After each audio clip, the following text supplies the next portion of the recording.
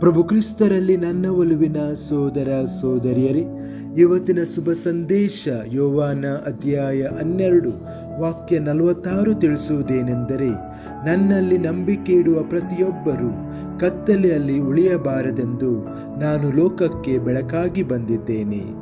ಚಿಂತನೆ: ಯೇಸು ತನ್ನನ್ನು ಪ್ರತಿಯೊಂದು ಕತ್ತಲೆಯನ್ನು, ಪಾಪ, ಗೊಂದಲ, ಭಯ ಮತ್ತು ಸಂದೇಹವನ್ನು ಭೇದಿಸುವ ಬೆಳಕಾಗಿ ಪ್ರಸ್ತುತಪಡಿಸುತ್ತಾರೆ. ಬೆಳಕು ಕತ್ತಲೆಯೊಂದಿಗೆ ಹೋರಾಡುವುದಿಲ್ಲ, ಅದು ಸರಳವಾಗಿ ಹೊಳೆಯುತ್ತದೆ ಮತ್ತು ಕತ್ತಲೆ ಕಣ್ಮರೆಯಾಗುತ್ತದೆ. ನಾವು ಆತನನ್ನು ನಂಬಿದಾಗ ನಾವು ಬೆಳಕನ್ನು ನೋಡಲು ಮಾತ್ರವಲ್ಲ, ಅದರಲ್ಲಿ ವಾಸಿಸಲು ಆಹ್ವಾನಿಸಲ್ಪಟ್ಟಿದ್ದೇವೆ.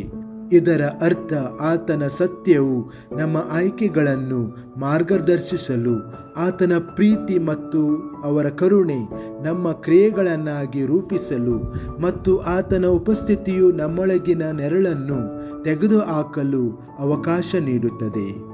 ಪ್ರಾರ್ಥನೆ: ಕರ್ತನಾದ ಯೇಸುವೆ, ಲೋಕದ ಬೆಳಕು ನನ್ನ ಹೃದಯದ ಕತ್ತಲೆಯಾದ ಸ್ಥಳಗಳಲ್ಲಿ ಪ್ರಕಾಶಿಸಲಿ.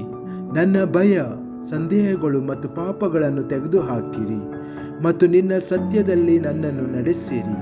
ನಿನ್ನ ಬೆಳಕಿನಲ್ಲಿ ಯಾವಾಗಲೂ ನಡೆಯಲು ನನಗೆ ಸಹಾಯ ಮಾಡಿರಿ ಮತ್ತು ಇತರರಿಗೆ ನಾನು ಬೆಳಕಾಗಲಿ. ಆಮೆನ್.